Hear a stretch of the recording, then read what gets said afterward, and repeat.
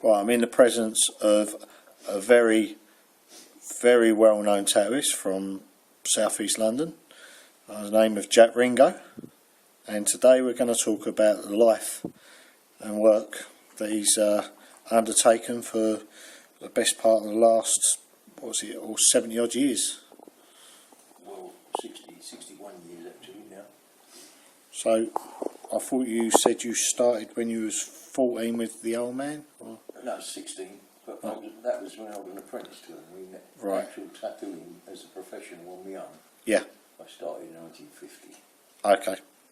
But so that was after the service. I was an apprentice to my father and then going into the Navy and taking gear with me. Okay, so that was obviously after your national service then.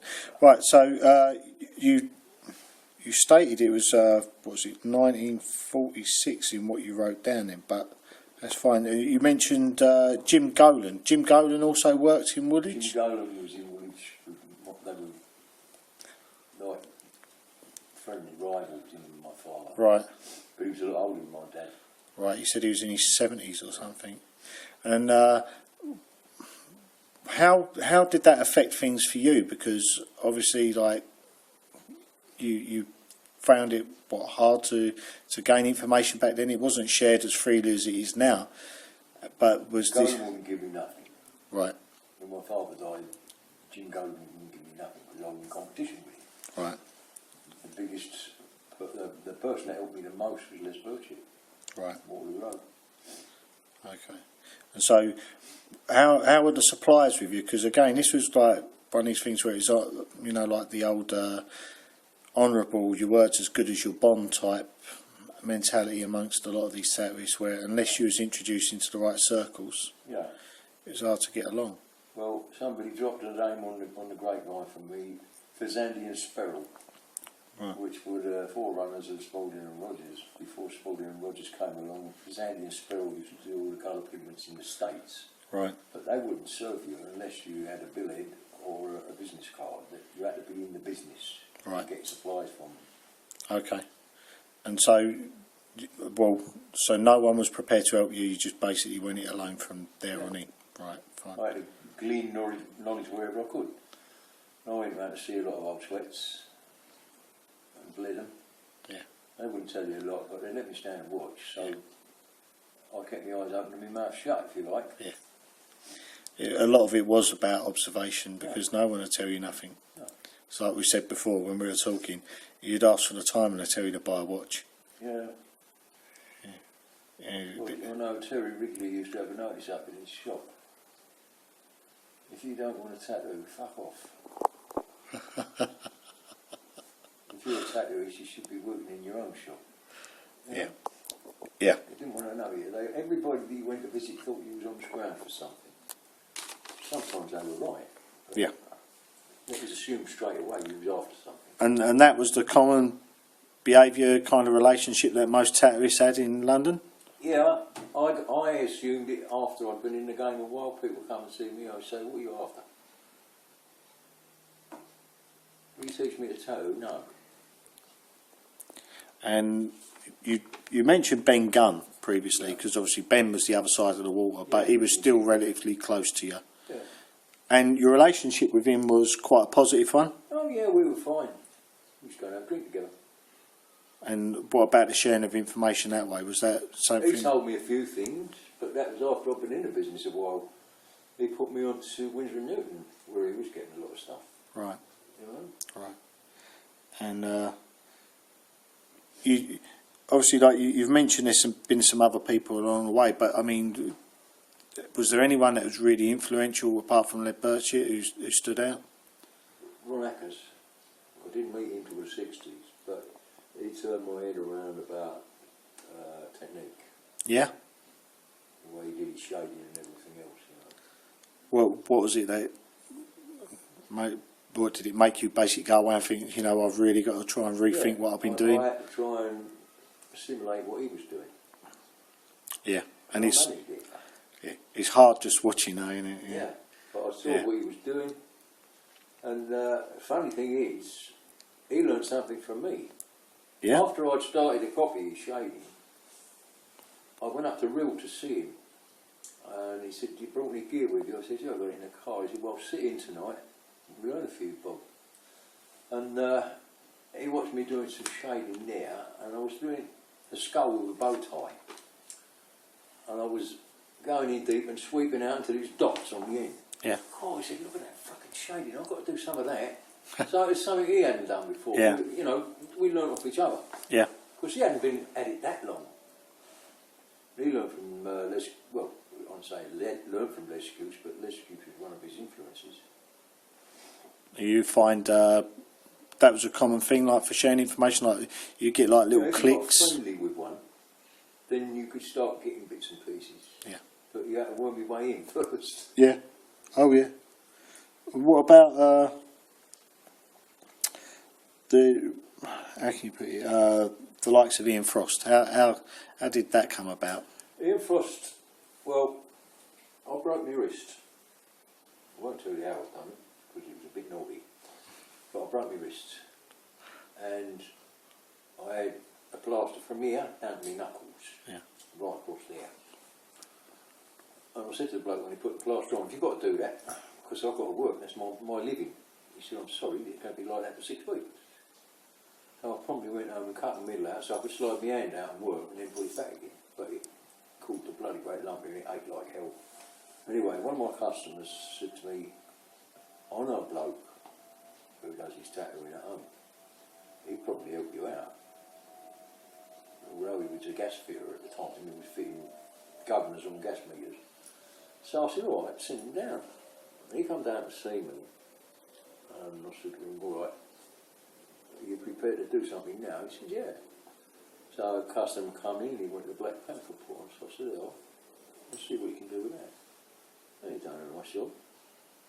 I said, "Yeah, fair enough then, what do you want to do?" Obviously you can't work full time. He said, "I finished work," he said, "I'm my own governor more or less.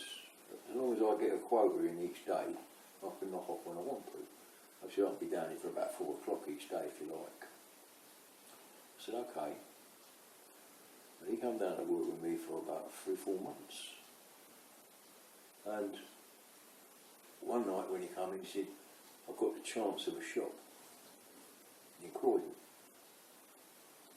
I don't know whether to take it or not." I said, "Well, how big is it? What is it?" He said, "Well, it used to be a tobacco kiosk. It's not very big, but the rent's £1 a week." I said, "What are you waiting for? £1 a week? You know, you're bound to earn that." Yeah. So he said, "Well, if I get it going, will you come over and work there for about a month, like I have with you, to put me on the map, because people know you. If I put a notice up that Jack from Woolwich Ferry here, it might bring a few people in." Yeah. I said, "Yeah, okay." So we shut my shop, went over to his and worked with him for a month. Then when I reopened, he come down and a Helped couple you of days in with me to help me out because there was a bloody backlog. Yeah. That's the way it went, and we were friends after that forever, sort Yeah. of thing. He was a lovely bloke. Yeah. He really was. He'd do anything for you. You always spoke highly of him. I mean, Yeah. for all the experiences I can remember when I was younger, the man was always polite. He was a respectful individual. I mean, I had limited contact with him, Very, but he was a very nice quietly man. spoken. Yeah. He knew his job. He put a mean tattoo on. And he was a very nice guy. Yeah. You know, for what I can remember, he was a gentleman. Yeah. He was a gentleman. So, in reality, he wasn't an apprentice of yours. And Oh no. you stated before you never had any apprentices. No. And did you help anyone else into the business or help them with a shop? No. No. The only reason I helped him was because he come and got me out of the ship because I broke my wrist. Right. Because I mean, so there's other people that along the way that obviously are going to be using your name or saying Well, that. Bixie bought me out at Woolwich. Yeah. And he used to. He said, "All right, if I call it Jack's, just the same." I said, "Yeah, no, Yeah. get off my notes." Yeah. So that's what he did. But instead of just Jack's tattooing, which I used to have on my cars, he put over the top of the shop Jack's legendary tattoo shop. Well, it was. I mean, you got to remember how many generations have been and gone. You know, like my dad got tattooed there before me, and it goes on. Yeah. You know, you're still well known. There's plenty of people like that around you. You know, as I say, was there any other relationships that stood out? You know, apart from obviously Ian and Ben. You know, over time. I had a brief. Well, I say brief. I suppose for about 2 years, I was in touch with Jock all the time. So I met him when he didn't have a shop. He was working in his basement flat in Youngs Park, Finsbury Park. And somebody said to me, "You ought to go down and see Jock. He's all right. He's a friendly bloke. As long as you ain't on scratch for nothing." So I popped down there one night, looked on the door, and fucking Great Old Nation come out after me. I heard somebody scream, "Get that fucking dog in," you know, and out comes Jock waddling along with his 32 stone. "Hello mate, what are you after?" I said, "I'm Jack from Woolwich." "Oh, come in, have a cup of tea." Sat down and had a chat, and he was one of these people, he liked to get out and about, but he was lazy, he didn't like driving. So, like, he wanted to go down to see Sailor Bill down in Colchester. He said to me, "I'm going down to see Sailor Bill next week, will you drive down? Take a day off and drive down." I said, "Yeah, alright." So we went down to see Sailor Bill, and I rode back again, and several things like Rich Miggins over at Craven Park, we went to see him. We was booked up once to go and see Les Excuse, and then Jock cried off for some reason or other, so we didn't go. But I was very pally with him for a long time. Yeah. Because although he was an insulting bastard, I liked him. Yeah. I got on okay with him. Yeah. Bluntness and candour. Yeah. He took a shop down in Tottenham. It was a cafe at the front, tattoo shop at the back, and I painted a sign for him over the top of that. Never got paid for it. You know, in reflection, would you consider any defining moments of your career? Defining moments? Well, I haven't had defining moments, I don't think. It's been, she's done drunk, keep your head down there, and all the time. So what would you consider the day-to-day life of a tattooist then in your job? Well, in those days, yeah. Or now, same as anybody else that had a 9-to-5 job, I suppose. You got up in the morning, you went and opened the shop up, and you opened the cross, you'd earn some money. Of course, things were a bit tight in those days. It wasn't so bad in the 60s, but in the 50s when I started, it was very difficult to earn a living, proper living. So, obviously, it was a lot of that was economics then, more than artistic like desire. So you was driven financially. How did that affect what you'd done? Was it a case of if it's not on the walls, we're not doing it? Or? No. If somebody got a design they wanted done and they got a picture of it, I'd say, right, bring it in, we'll have a look at it, and if I don't like it, I'll tell you what I want to do with it, and then if we agree on something, we'll do it. Yeah, because there were some of them who just run you out of the shop if it wasn't there. I've never done that. I was willing to have a look. Right. Say I've got a design I'd like done. Yeah. I've drawn it myself, and they bring it in, it's fucking atrocious. So I'd redraw it and say, look, this is how I think it ought to look. How do you feel about that? Yeah, that's fine. That's better than one I've done. So yeah, okay. So we do it. Yeah, yeah.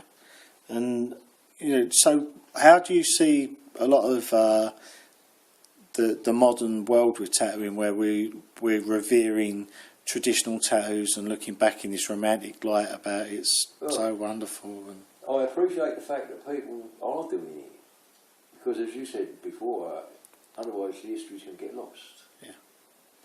But there is some bits and pieces in print about me on the internet. Paul Chase did some, and I forget who else. But if you look up Jock, there's somebody wrote up a long piece about him, and I was mentioned in it. But I think that was Lau. Yeah, only mentioned me as collaborating to build tattoos. Some machines. But I think that was with Jock. He got his wires crossed there. It was Jock's son. Right. We used to work together and design machines and mess around. Okay. But so your opinion, like with all this, like kind of, I'm a superstar. No, I don't do none of that. No. No. You're as good as your customers make you or think of you.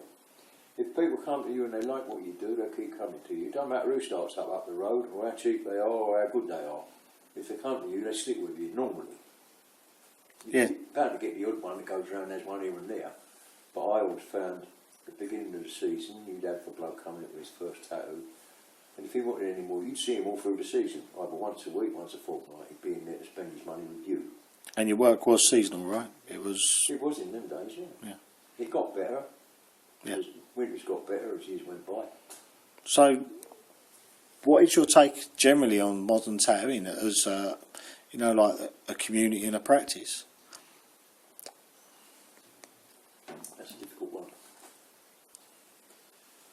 My view on modern day tattooing is not having a pop at you, but I think there's too many. Yeah. You've got one on every bloody street corner now. Yeah. When I was tattooing in Woodies, there was only Waterloo, Gravesend, and Chatham. It's exploded massively in probably the last decade. This is what's brought the EHO in on it, really. Because up until the 60s, we were left alone. Yeah. They brought a licence out, and it was a lifetime licence. And you saw an health inspector about once a year. Yeah. And you pop in and have a look around and say, how are you, anything I can help you with? They were very helpful. Of course, I told him my son was fucking hermatologist, which he was. He got out of that and he works for a firm that makes hermatology equipment now. Yeah. But I said to this health inspector, I said, my son's a hematologist, so any changes or anything that's going on, he tells me about, because he knows what I'm doing for a living and he puts me right on what I should be doing. So he used to leave me alone after that. He'd just come in and have a look round. If it was all clean and tidy, he was happy. So, what would be your advice about modern tattooing and the direction it's moving in? What? To the tattooists themselves? Yeah. Well, do your best for everybody. Be as hygienic as you can. But don't take too much notice of the EHO, because half the time you don't know what the fuck you're talking about. And what about down to general practice like design, stuff like that, sharing of ideas? Obviously, I don't see anything wrong with that. Obviously, that's changed considerably now the internet's come along. Yeah, but it changed before the internet come along. You could get on a Spalding and Rogers and buy 30 or 40 design sheets.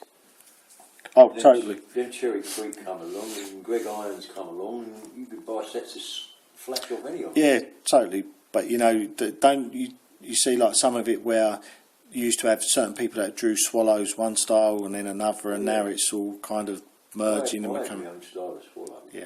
People used to say that's a Jack swallow, isn't it? Yeah, you could always tell. And the other thing is like with your pin-ups, the stars on the navels and stuff like that. Yeah. They always stood out. That they were defining characteristics. But it's something that I feel like the identity of certain artists. Back then, obviously, there was far less as well, so it's easier to identify the quirks. But now I feel some of it's being lost. You could always recognise Harry Potter's bullet. Yeah. Because it was a style of his own. Nobody else did like him. Yeah.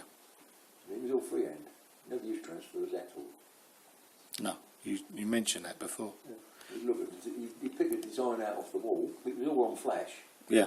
But he just pick a pen up and okay, so I'll get on with it, do it. And it looked hot. Yeah, it's good. So, any parting thoughts or any advice you'd like to share with the rest of us? Parting thoughts. Well, like I said just now, you can only do your best for people and try and cultivate custom and treat people with a bit of respect as you expect them to treat you. And then you won't go far wrong. No. Well, that's great. Thank you very much, Jack.